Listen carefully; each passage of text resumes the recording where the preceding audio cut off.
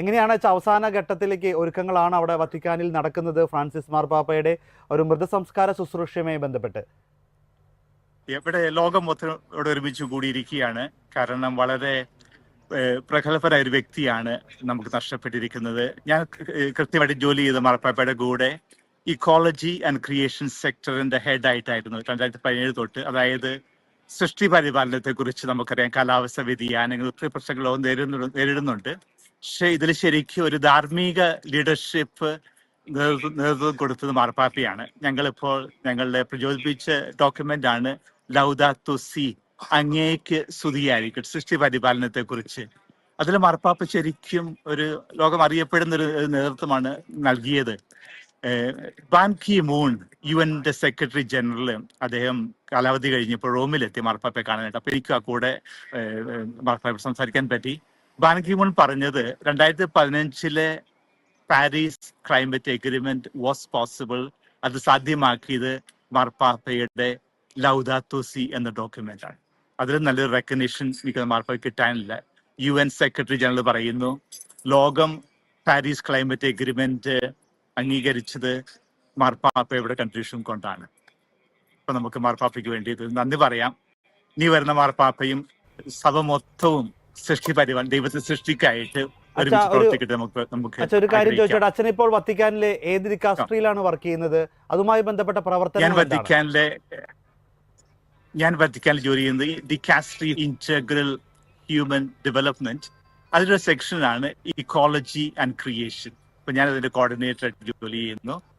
ഞങ്ങൾ ലോകം ഒരുമിച്ച് കൂട്ടാനായിട്ട് ഇസ്രായേലിനെ കുറിച്ച് ഒരുമിച്ച് ബന്ധിപ്പിച്ച് ഒരു കോർഡിനേറ്റഡ് മൂവ്മെന്റ് തുടങ്ങാനാണ് ഞങ്ങൾ ശ്രമിക്കുന്നത്.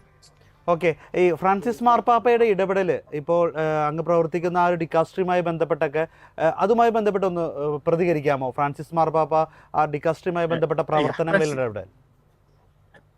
ഫ്രാൻസിസ് മാർപ്പാപ്പ 2016 ഈ ഡിക്കാസ്ട്രി സ്ഥാപിച്ചത്. ഡിക്കാസ്ട്രി എന്ന് പറഞ്ഞാൽ നമുക്കറിയാം ഒരു മന്ത്രാലയം പോലെയാണ്. അപ്പൊ മാർപ്പാപ്പ ചെയ്തത് 4 എക്സിസ്റ്റിംഗ് പൊന്തിഫിക്കൽ കൗൺസിൽസ്, അതായത് മൈഗ്രേഷനെ കുറിച്ച്, ചാരിറ്റിയെ കുറിച്ച്, ജസ്റ്റിസ് ആൻഡ് പീസ്, പിന്നെ ഹെൽത്ത്, ഇങ്ങനെ 4 മന്ത്രാലയങ്ങൾ മാർപ്പാപ്പ ഒരുമിച്ച് കൂട്ടി മാനവ വികസനത്തിന് വേണ്ടി, അതാണ് ഇന്റഗ്രൽ ഹ്യൂമൻ ഡെവലപ്മെന്റ്. അത് മാർപ്പാപ്പയുടെ സൃഷ്ടിയാണ്. അദ്ദേഹത്തിന്റെ ദീർഘവീക്ഷണത്തിന്റെ ഒരു റിസൾട്ട് കൂടിയാണ് ഈ ഡിക്കാസ്ട്രിയുടെ സ്ഥാപനം. അപ്പൊ മനുഷ്യനെ അഭിമുഖീകരിക്കുന്ന പ്രധാന പ്രശ്നങ്ങളൊക്കെ കാലാവസ്ഥ വ്യതിയാനം, മൈഗ്രേഷൻ, ആരോഗ്യ പ്രശ്നങ്ങൾ എല്ലാം നോക്കുന്നത് ഞങ്ങളുടെ മന്ത്രാലയമാണ്.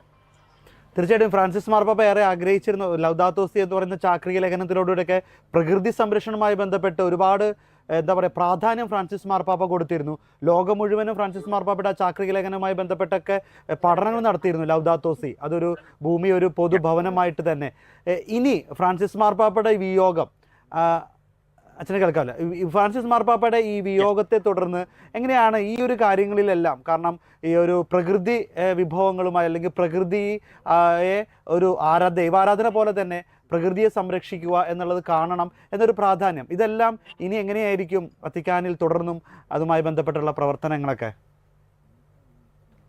ശരിക്കും മാർപ്പാപ്പയുടെ കോൺട്രിബ്യൂഷൻ ഇതായിരുന്നു. നമ്മൾ ഇതുവരെ കണ്ടിരുന്നത് ഒരു എൻവയൺമെന്റ് പരിസ്ഥിതി പ്രശ്നമായിട്ട്. പക്ഷെ മാർപ്പാപ്പ പറയുന്നത് ഇത് ശരിയും വെറും പരിസ്ഥിതി മാത്രമല്ല, ദൈവത്തിന്റെ സൃഷ്ടിയാണ്. It's A creation of God. അപ്പൊ അതില് മാർപ്പാപ്പയ്ക്ക് ചെയ്യാൻ സാധിച്ചത് ലോക ജനത്തെ ഒരുമിച്ച് കൂട്ടുക, അതുപോലെ തന്നെ പല മതങ്ങളെയും ഒരുമിച്ച് കൂട്ടാൻ മാർപ്പാപ്പയ്ക്ക് സാധിച്ചു. അതൊരു വലിയൊരു കോൺട്രിബ്യൂഷൻ ആണ്. ഇനി വരാൻ പോകുന്ന മാർപ്പാപ്പ തീർച്ചയായിട്ടും ഇതേ പാതയിൽ തുടരുമ്പോൾ നമുക്ക് പ്രത്യാശിക്കാം.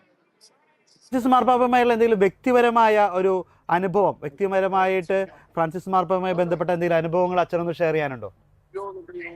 എനിക്ക് ഒത്തിരി ഉണ്ട്. ഞാൻ പലതവണ മാർപ്പാപ്പയായിട്ട് കൂടെ നിൽക്കാൻ പറ്റി, വളരെ സംസാരിക്കാൻ പറ്റി. എനിക്ക് ഇപ്പൊ മനസ്സിലോർക്കുന്ന ഒരു അനുഭവം, ഞാൻ 2020 ഒരു കുർബാന കഴിഞ്ഞപ്പം ഞങ്ങൾ കുറച്ചുപേര് മാർപ്പാപ്പയെ കാണാനായിട്ട് ഇങ്ങനെ വെയിറ്റ് ചെയ്യായിരുന്നു. അപ്പൊ എന്നെ അടുത്ത് കണ്ടു ഉടനെ മാർപ്പാപ്പ ഇറ്റാലിയനിൽ പറഞ്ഞു എക്കോ ഇൽ വേർദെ, ഇതാണ് നമ്മുടെ ഹരിത മനുഷ്യൻ. അപ്പൊ മാർപ്പാപ്പയ്ക്ക് അറിയായിരുന്നു ഞാനായിരുന്നു ഈ സെക്ഷൻ കോർഡിനേറ്റ് ചെയ്ത്. അപ്പൊ മാർപ്പാപ്പയുടെ ഓർമ്മയും അതുപോലെ തന്നെ ഓർത്തിരുന്നു മാർപ്പാപ്പ പറഞ്ഞു ഇതാണ് നമ്മുടെ ഗ്രീൻ മനുഷ്യൻ.